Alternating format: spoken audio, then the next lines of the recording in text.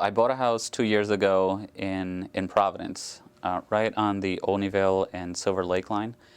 And it's, many people ask me, well, why didn't you move to, a healthier neighborhood, perhaps Cranston or Warwick or, Barrington or Bristol? And, my answer is very straightforward in that, that's my reality. That's where I feel comfortable, that my family lives right around the corner, my friends live close by as well. Sometimes I'll take a book and I'll sit in my front steps and I'll just sit there and read all day. And sometimes I lift my eyes up and I've seen cars passing by and kids and just looking up and thinking, wow, that's different, that's weird. And I feel really happy about little things like that, in that it exposes them to something that they wouldn't be exposed to very much otherwise. When I got my doctoral degree, my parents came up, and this was supposed to be the happiest time of my life. I can't get any bigger than this kind of thing in front of my parents. And it was a really beautiful ceremony in Trinity Chapel and I remember, you get the hooded, the whole deal, and I remember turning around, coming outside, and my father's face was just so poignant, and I had usurped them and I could never usurp my family. I just couldn't. But in their minds, I had. This used to be the place I ran to. I think that there's this growing recognition that regardless of how much progress you make within the school or within the classroom, all of that can be undone if you're going back to unhealthy neighborhood conditions. What we do is we isolate the poor into their own neighborhoods, right? We concentrate the poor, and this is where a lot of the social problems come from. You have high levels of poverty, you have crime levels dramatically increase, teenage pregnancy dramatically increases. That's something to be really, really concerned about, because that's closely tied to welfare dependency. School performance declines, and so this socialization process never happens, where people don't acquire sometimes the language, the cognitive skills, the education, the job-related skills required to succeed in mainstream society. Part of the problem in these neighborhoods is that you have very few homeowners. The owner doesn't live there, but they actually take decent care of it. The next house, the yellowish brown house, there's usually piles of junk. There's sometimes car tires that just get dumped there, and they stay there for weeks at a time. And then around the corner, there are a lot of absentee-owned homes. Homeowners are tremendously important for neighborhoods. They maintain their units at better levels, and they also get to know their neighbors.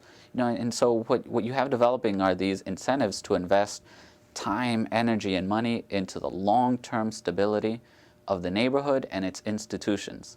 Institutions such as churches, such as community centers, and most importantly, the schools. I wish that for just one time you could stand inside my shoes. I'm terrified of the sports my kids want to play. I have no idea. I think they're going to play soccer this fall. I have no idea what the Cranston soccer crowd is like. Will that be an interesting class mix of people?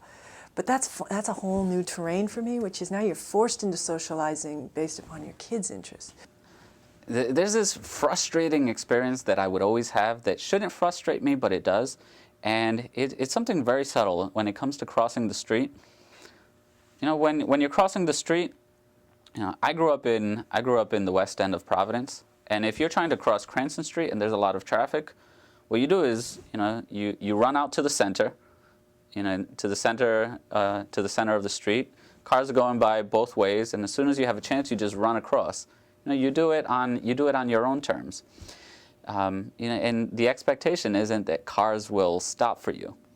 Okay, but when I went to law school, I realized that when you're about to cross the street, and if a car's coming, they'll stop and let you cross. And I absolutely hate this, because I just want them to go about their business and I'll go about my business. And that's the expectation I have.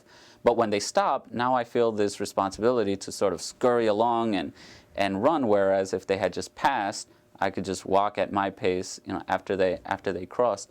And it's these subtleties, these cultural subtleties, that really make all of the difference. I never felt any affinity for the middle class or the working class or this group of people or that group. I know now I'm exceedingly middle class, but I don't. That's a newer experience for me in my life right now, to say I absolutely financially belong to this class of people and have the stability in my finances that I can say that will be that way for a while.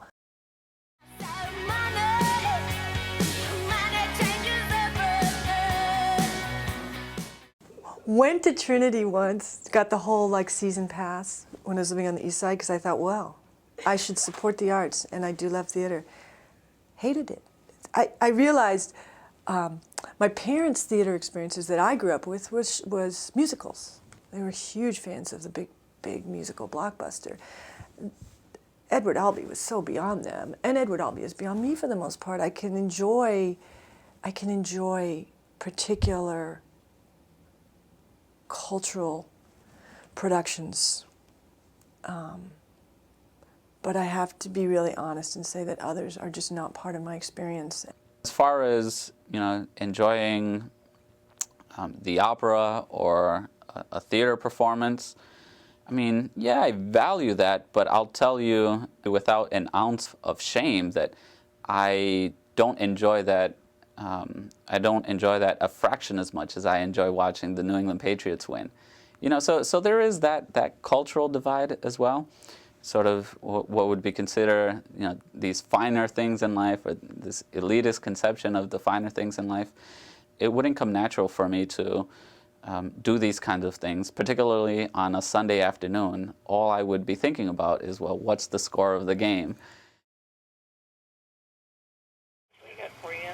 I'll have an iced venti caramel macchiato with skim milk, please.